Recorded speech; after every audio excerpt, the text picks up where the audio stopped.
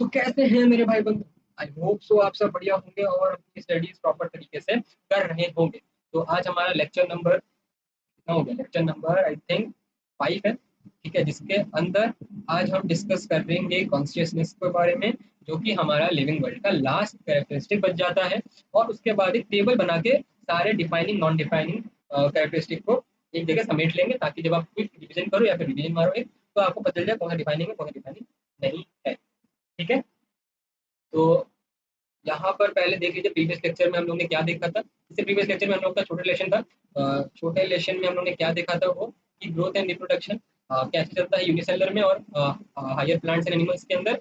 और फिर देखा था कि एक्सेप्शन डिस्कस किया था कि रिप्रोडक्शन में एक्सेप्शन कहाँ आ जाता है, जहाँ पर ये फंडामेंटल फीचर बन जाता है, तो वो भी डिस्कस किया था।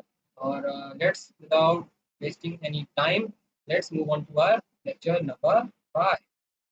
ठीक है, आज के लेक्चर में हम लास्ट पार्ट को डिस्कस करेंगे कैरेक्टरिस्टिक की, जो कि हमारे पास आ जाता है क्या? कॉन्शियसनेस। कितने बच्चों को ये बोलने में दिक्कत आती है?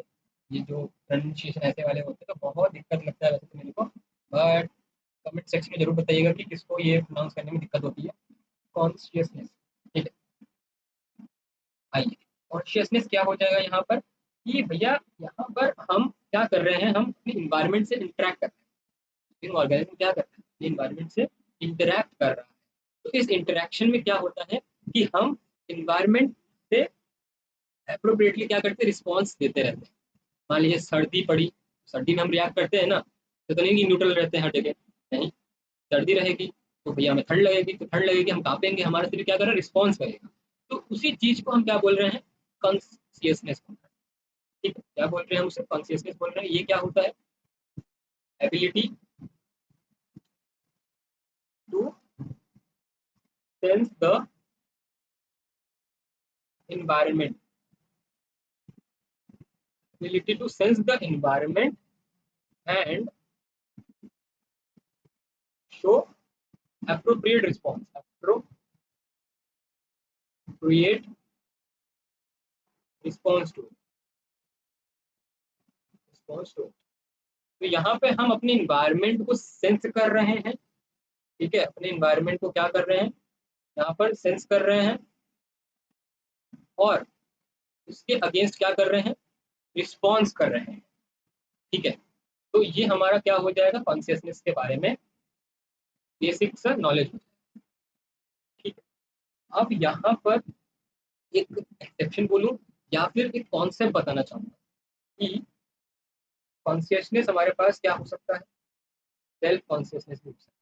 अब आप खुद सोच के बताइए कि सेल्फ कॉन्शियसनेस किसके पास देखने को मिलेगा।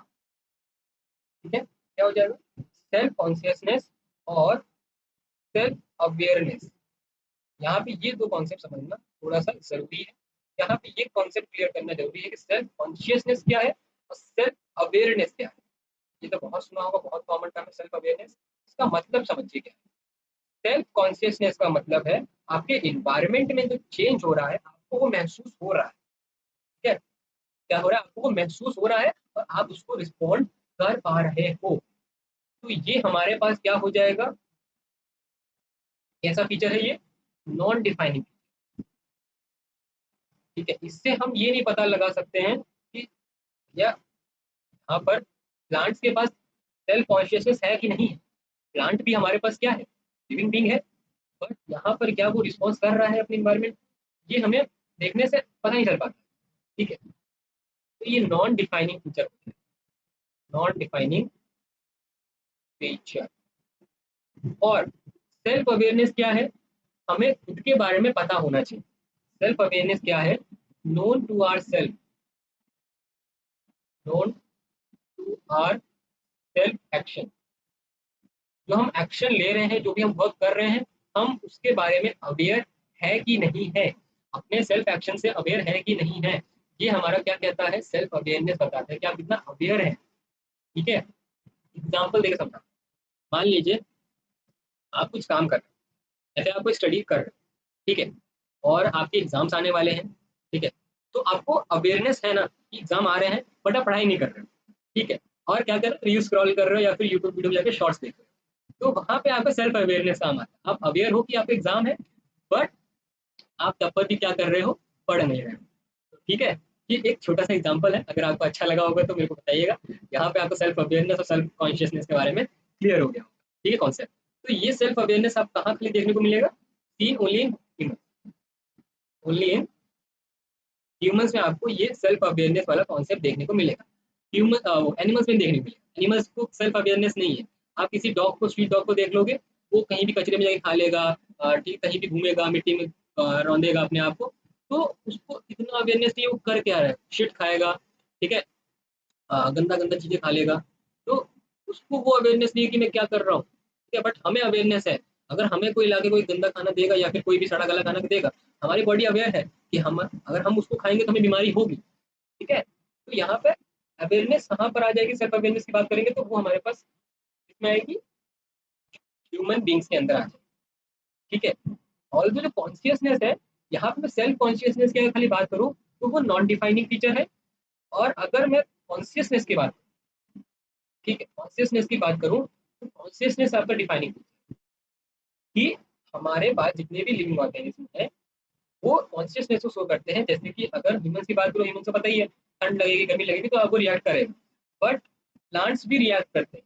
तो भाई प्लांट्स भी देखा होगा ना, सर्दी में वो अलग टाइप से ग्रो करते हैं, और गर्मी में जब आते हैं तो वो अलग टाइप से ग्रो करते हैं।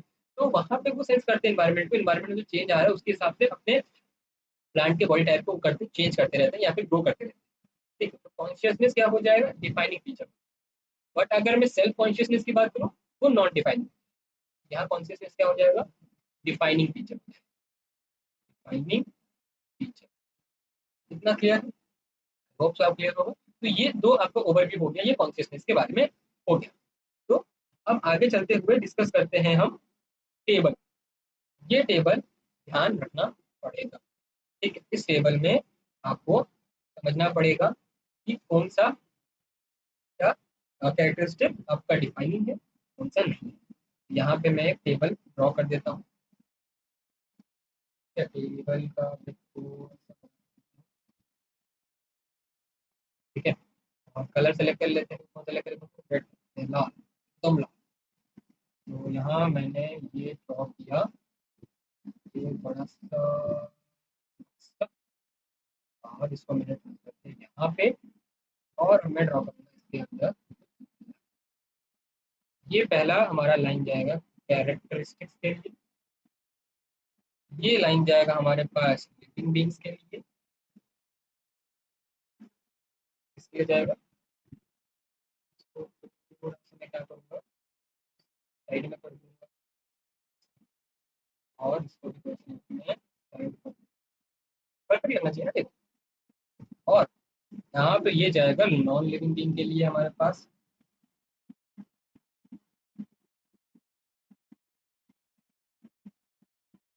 ठीक है, ये वाला कॉलम जाएगा नॉन लिविंग बींग के लिए। और फिर हमारे पास ये लास्ट बन जाएगा डिफाइनिंग प्रॉपर्टीज। ठीक है, यहाँ पे नो लिखूंगा मतलब वो फंडामेंटल। आइए लिखते हैं कुछ, लिख लें ऐसे ही ड्रॉ करते हैं। तो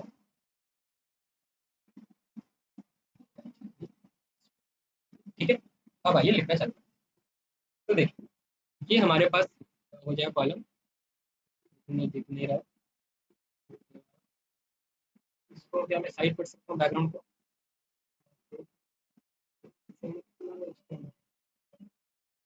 इसको मैं यहाँ कर दूँ साइड में, ठीक है। तो आई थिंक, हाँ, तो यहाँ पे मैं क्या लिख रहा हूँ, कैरेक्टर्स। ठीक है, कैरेक्टर्स यहाँ लिख दिया, यहाँ पे लिख दिया लिविंग, क्या वो लिविंग बींग के अंदर है, क्या वो नॉन लिविंग बींग के अंदर है, और क्या वो डिफाइनिंग है या फिर फंडामेंटल। ये टेबल आपको ध्यान रखना। पहला जो फीचर हमने देखा था वो क्या था हमारे पास कैरेक्टर्स, वो था सेल्यूलर ऑर्गेनाइजेशन, सेल्यूलर ऑर्गेनाइजेशन। फिर दूसरा हमारे पास आ जाता है मेटाबॉलिज्म, मेटाबॉलिज्म। तीसरा हमारे पास आ जाता है ग्रोथ। चौथा आ जाता है हमारे पास रिप्रोडक्शन, रिप्रोडक्शन। रिप्रोडक्शन से अभी याद आया मेरे को कि जैसे ही हमारा ये चैप्टर खत्म हो जाता है तो अब मैं क्या करूंगा, क्लास 12 का भी एक सेशन ले आऊंगा, एक लेक्चर ले आऊंगा चैप्टर का। कौन सा रहेगा? वो रिप्रोडक्शन यूनिट का रहेगा, क्लास 12 का पहला यूनिट है वो। तो उसके अंदर हम रिप्रोडक्शन यूनिट को चालू करेंगे। ठीक है, तो फिर आ जाएगा हमारे पास क्या, लास्ट कॉन्सियसनेस, अभी इसको हम लोग ने डिस्कस किया, कॉन्सियसनेस। ठीक है, तो यहाँ पे ये हमारे पास ये टॉपिक आ जाता है। ठीक है, अब एक एक करके सबको देखते हैं कि क्या वो लिविंग बीइंग के अंदर है, क्या वो नॉन लिविंग बीइंग के अंदर, क्या वो डिफाइनिंग है कि नहीं। तो देखिए यहाँ पर रेड आ जाओ। सेलुलर ऑर्गेनाइजेशन पहले बताइएगा, क्या लिविंग बीइंग के अंदर है? जी हाँ। नॉन लिविंग बीइंग के अंदर है? जी नहीं। ठीक है, तो यहाँ पर जो लिविंग बीइंग के अंदर है मतलब वो क्या है, defining feature. Yes, it is an defining feature. Metabolism living being के अंदर है, जरूर है। क्या वो नॉन लिविंग बीइंग के अंदर है? नहीं भैया, उसके अंदर मेटाबॉलिज्म क्या होता है? मेटाबॉलिज्म नहीं है, तो ये डिफाइनिंग फीचर हो जाएगा लिविंग बीइंग्स। ग्रोथ क्या है? ग्रोथ लिविंग बीइंग के अंदर भी होता है, नॉन लिविंग बीइंग के अंदर भी होता है। तो शॉक हो रहा है कि कैसे नॉन लिविंग बीइंग के अंदर होता है, तो इसका मतलब आपने हमारे प्रीवियस लेक्चर को नहीं देखा है। तो जाकर इस लेक्चर को देखने के बाद आप प्रीवियस लेक्चर में जाकर देख सकते हो। वैसे मैं यहाँ पे दिखा दे रहा हूँ कि कैसे हमारे पास ग्रोथ एक क्या है, वो लिविंग नॉन लिविंग बीइंग के अंदर होता है। तो ये देखिए एक्सट्रिंसिक ग्रोथ जो मैंने बात की थी वो क्या था, सॉइल एंड माउंटेन की बात की थी, जो किसके अंदर आपको देखने को मिला, नॉन लिविंग के अंदर देखने को मिला। इसका मतलब क्या हो रहा है, ग्रोथ आपका नॉन लिविंग बीइंग के अंदर है। आगे बढ़ते हैं। देखिए, तो ये हमारे पास डिफाइनिंग प्रॉपर्टी नहीं हो। और तो इसके अंदर भी क्या बताया था मैंने कि जो आपका एक्सट्रिंसिक ग्रोथ है, सॉरी इंट्रिंसिक ग्रोथ, जो हमारे पास क्या है, इंट्रिंसिक ग्रोथ, इंट्रिंसिक ग्रोथ जो है आपका वो क्या है, डिफाइनिंग फीचर। तो अगर ऑल तो कभी पूछ लिया गया कि इंट्रिंसिक ग्रोथ कैसा ग्रोथ है, तो आप बता दीजिएगा इंट्रिंसिक ग्रोथ क्या है, डिफाइनिंग। ठीक है, ये होता है। यहाँ पे जो हम नो लिख रहे हैं, ये किस लिए लिख रहे हैं, क्योंकि एक्सट्रिंसिक ग्रोथ हमारे पास क्या हो जाता है, नॉन डिफाइनिंग। ठीक है, फिर आता है रिप्रोडक्शन। रिप्रोडक्शन आपको देखने को मिलेगा किसके अंदर, लिविंग बीइंग के अंदर। तो और नॉन लिविंग बीइंग के अंदर नहीं देखने को मिला, बट ये डिफाइनिंग नहीं है। क्यों नहीं है डिफाइनिंग? क्योंकि यहाँ पर हम लोग ने एक्सेप्शन डिस्कस किया था इनफर्टाइल कपल्स का और म्यूज का और वर्कर बीज का। ये एक्सेप्शन था, इसीलिए वो क्या हम बोल रहे थे इसको, फंडामेंटल फीचर बोल रहे थे। ये हो जाएगा रिप्रोडक्शन। फिर आता है कॉन्शियसनेस, जस्ट अभी हम लोग ने डिस्कस करके हटे हैं। कॉन्शियसनेस किसके अंदर, लिविंग बीइंग के अंदर, नॉन लिविंग बीइंग के अंदर नहीं है, इसीलिए हम इसको क्या बोलेंगे, डिफाइनिंग फीचर बोलेंगे। बट अगर मैं बात करूं किसकी, सेल्फ कॉन्शियसनेस की, तो सेल्फ कॉन्शियसनेस हमारे पास क्या हो जाएगा, नॉन डिफाइनिंग फीचर हो जाएगा। फंडामेंटल नहीं है, मैं ये बता रहा हूँ। It is not an fundamental feature, but it is not an defining feature. Fundamental feature हो जाता है, इसका मतलब लिविंग बीइंग के अंदर भी मौजूद, सॉरी नॉन लिविंग बीइंग के अंदर भी मौजूद होता है। ठीक है, बट यहाँ पे मैं क्या बोलूँ, नॉन डिफाइनिंग है ये। क्या है, नॉन डिफाइनिंग। तो इस बात का ध्यान रखना है, क्या बोला जा रहा है, क्या लिखा जा रहा है, क्या कह रहे हो आप, उसको ध्यान रखिए। ठीक है, कॉन्शियसनेस के एक बढ़िया सा अगर मैं आपसे क्वेश्चन पूछूं कि क्या हमारे पास जो कोमा पेशेंट्स होते हैं, ठीक है, उनके पास तो सेल्फ कॉन्शियसनेस नहीं होता। कोमा पेशेंट को क्या क्या बोले, लिविंग बोले या फिर नॉन लिविंग बोले, ये जो सवाल मैं पूछ रहा हूँ ये आपके एनसीईआरटी में लिखा है। ठीक है, तो ये एनसीईआरटी बेस्ड आपका क्या है, क्वेश्चन है कि कोमा जो पेशेंट होता है, कोमा जो पेशेंट होता है, क्या वो लिविंग है और नॉन लिविंग। ठीक है, इसका आंसर मैं आपको अगले लेक्चर में दूंगा, उससे पहले आपको इसका आंसर कमेंट बॉक्स में मेरे को देकर जाना है अपने बेस्ट नॉलेज के हिसाब से। ठीक है, आई होप मैं आपसे वो कर रहा हूँ, रिक्वेस्ट कर रहा हूँ, ताकि मैं देखूँ कि आप कितना एक्टिव हो। ठीक है, क्लास के दौरान। तो I hope that's it for today's lecture. I hope आपको लेक्चर समझ आया होगा। तो इसके साथ हमारे सारे कैरेक्टरिस्टिक खत्म हो जाते हैं। अगले सेशन में हम क्या करेंगे, आगे चलकर डिस्कस करेंगे बायोडाइवर्सिटी के बारे में। तो तब तक हमारे साथ बने रहिए और चैनल को सब्सक्राइब किए बिना कोई नहीं भागेगा। चैनल को सब्सक्राइब कीजिए, बेल नोटिफिकेशन जो नीचे ऑन है उसको जाकर क्लिक कीजिए, और क्या कीजिए, हमारे वीडियो को लाइक और शेयर करें। थोड़ा सा काम करना है, थोड़ा सा काम है भैया, इतने शानदार लेक्चर्स दे रहा हूँ आपको। ठीक है, इतने प्यार से समझा रहा हूँ। ठीक है, भगा नहीं रहा हूँ कोर्स को, कोर्स ज़्यादा कौन है इतनी जल्दी, बट एक एक टॉपिक को मैं समझा रहा हूँ। ठीक है, ऐसा नहीं कि बल्क में 10-15 टॉपिक ले आ रहा हूँ उसको समझा दे रहा हूँ, तो समझ आएगा नहीं, वैसे मेरे को भी पता है। यहाँ पर क्या कर रहे हैं हम, एक एक टॉपिक को लेकर आएंगे, एक एक टॉपिक को समझेंगे और कमांड करेंगे अपने चैप्टर पे। ठीक है, मिलते हैं आपको नेक्स्ट लेक्चर में, तब तक के लिए बाय। भागो भागो जल्दी भागो, भागो भागो जल्दी भागो।